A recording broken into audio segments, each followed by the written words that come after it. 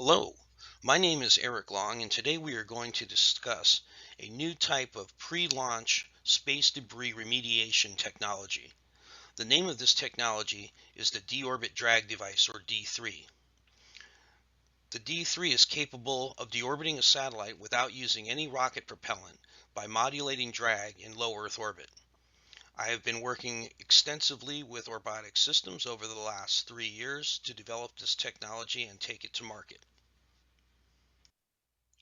So why a D3? Well, the D3 is necessary for the problem of space debris and orbital crowding. Last year, in 2022, the Government Accountability Office reported that there are over 5,500 active satellites as of spring 2022. Further, the GAO predicts that 58,000 more satellites will be in orbit by 2030.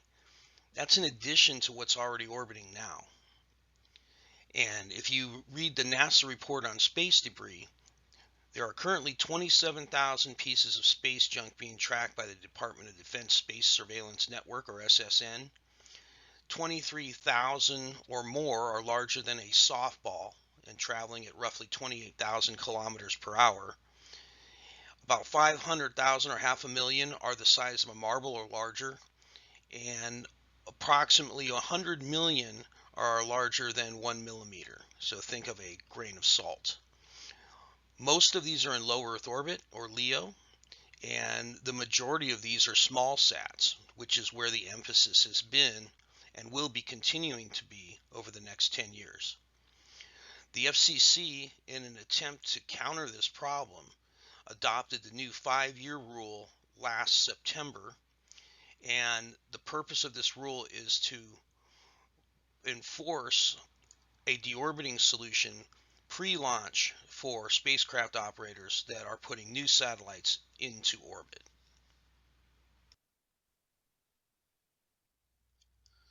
The FCC 5-year rule was absolutely necessary because prior to that there really was no rule. There was a NASA 25-year orbital debris mitigation policy, which was really a mandate, but it was not enforced. So on September 29th, the FCC adopted the new regulation to deorbit the satellites at the end of the mission.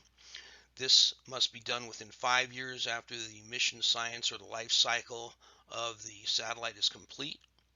And this has to be a verifiable technology that can be presented to the FCC before launch. Otherwise, they will not approve the launch. Clearly, a pre-launch proactive debris removal solution is necessary. Attaching a device to a satellite so that it can deorbit after a mission success is going to offer free and open access to the use of space for all, declutter orbits and increase the accessibility to space, decrease potential for harmful interference, and decrease the risks associated with orbital debris in general. The liability risks to insurance companies and to technology companies that are placing their assets in orbit will also decrease radically. Why not just use rocket thrusters, you say, to go ahead and deorbit spacecraft? Well, the rocket thrusters come with their host of troubles.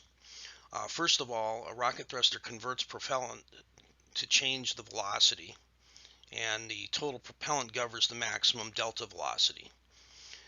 Most of the time you need multiple thrusters to stabilize the attitude or orientation of the satellite, and additional problems with thrusters include fuel weight, explosion risk, cost, fuel depletion, and higher risk of mission failure. So in general, most operators, particularly of small sats, will avoid using rocket thrusters altogether, so their satellites are basically just free flying without any control. Despite the problem with rocket thrusters for deorbiting, Orbotic Systems has the answer: the Deorbit Drag Device, or D3. The D3 is the first product of its kind that can safely, inexpensively, and efficiently deorbit a spacecraft without the use of propellant. It uses a simple, reliable, low-cost, non-propulsive system design comprised of a patented Deorbit drag device that was developed with NASA and University of Florida. The device is attached symbiotically to the host satellite prior to launch, and it was successfully deployed from the International Space Station last year in September as part of the ELENA 45 mission.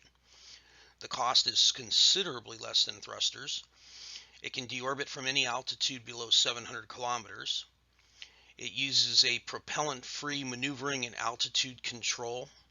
There are no hazardous materials or explosion risk, and it can also serve as a redundant method to deorbit in the event of a traditional thruster failure.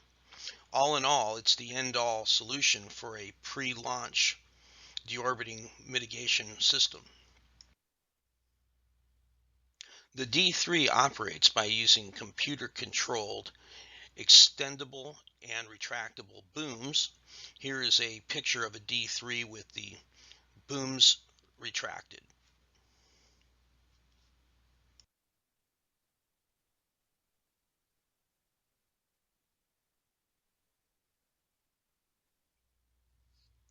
Okay, let's walk through the concept of operations of a satellite launch that has a D3 on it.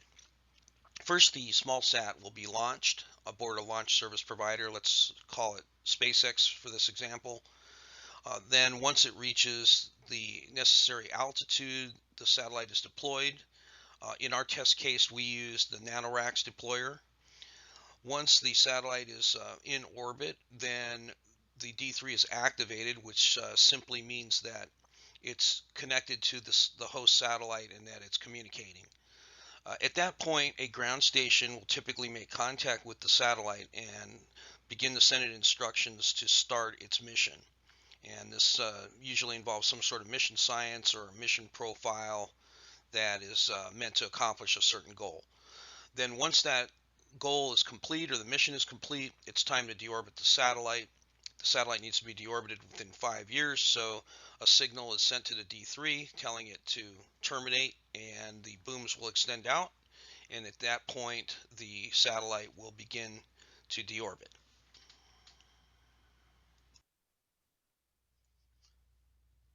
This slide presents a D3 use case and demonstrates the different altitude ranges that the D3 can operate at. It also shows you how quickly it deorbits the satellite at different altitudes compared to a satellite without a D3. You can also see the ISS orbit altitude on the chart. To the left, you see a number of different small squares, and those represent satellites in a constellation.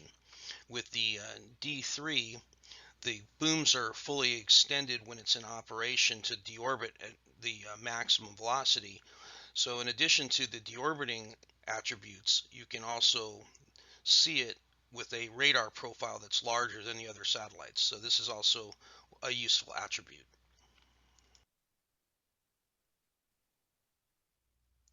There are various mission concepts for the D3. One is by attaching it to other spacecraft, such as the ELSA-D, which is a spacecraft developed by Astroscale to attach to existing debris and then deorbit it. With a D3 on the ELSA-D, they would be able to lower their altitude without using fuel. So when they go to retrieve the next piece of debris, they would have more fuel in their reserves. The next concept is the D3 for debris, which would involve taking a D3 and attaching it to existing debris, and then deorbiting the debris and the D3 together as one unit. And then the third concept is a life extension concept, where a satellite with a D3 would attach to a dead or non-operational satellite and then try to reactivate it, either by changing the orientation, if, for example, the solar panels are no longer facing toward the sun, or perhaps even using some sort of a robotic mechanism to reactivate the satellite.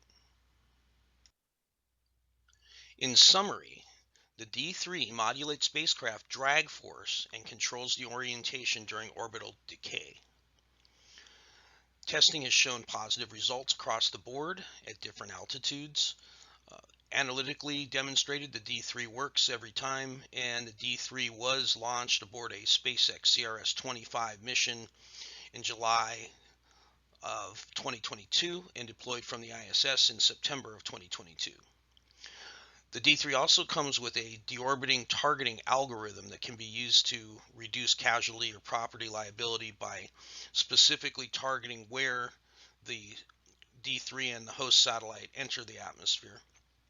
And the analysis of the D3 computer modeling also confirms that we can scale up a D3 to be used with larger spacecraft constellations or just larger mass satellites. The D3 also improves ground radar visibility of spacecraft by increasing the surface area, so this allows tracking of the satellite. The system also addresses a large number of issues that small sats have, including space traffic management, orbital debris mitigation, the control of satellites, collision avoidance maneuvers, and orbital deployment.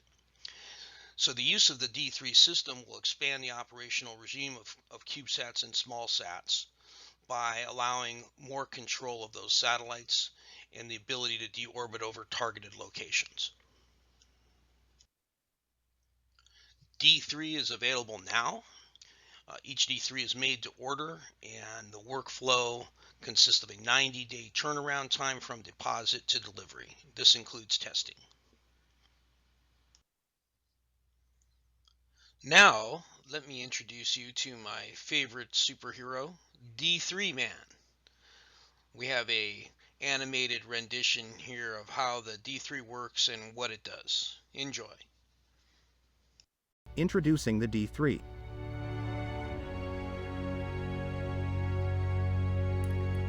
The D3 launches in a standard rocket-driven delivery system. No propellant means the D3 is safe and cost-effective.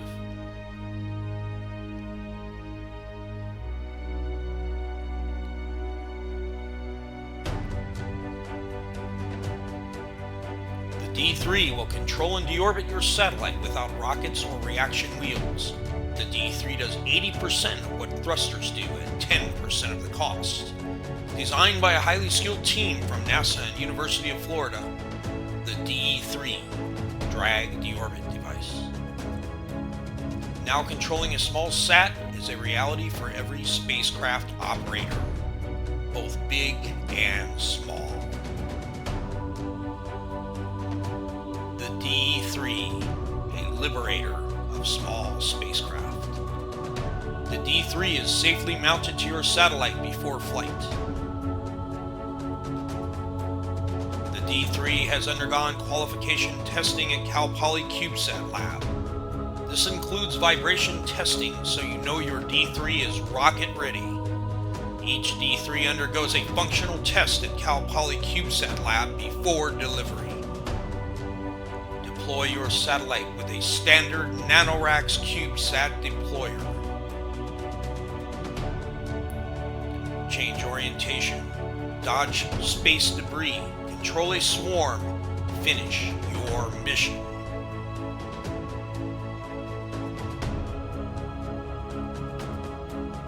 Highly targeted deorbit and reentry.